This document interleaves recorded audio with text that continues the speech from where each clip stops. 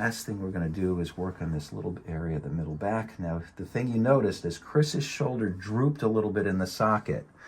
There is a reaction that will occur where this shoulder blade tugs and pulls in a little bit. So when it's up and in, shoulder blade comes straight. When it comes down and in, this little muscle in through here, some of these rhomboid muscle fibers get a little bit tight, and it starts to squeeze and jam in that area of the middle back. So we're going to ask Chris to breathe in.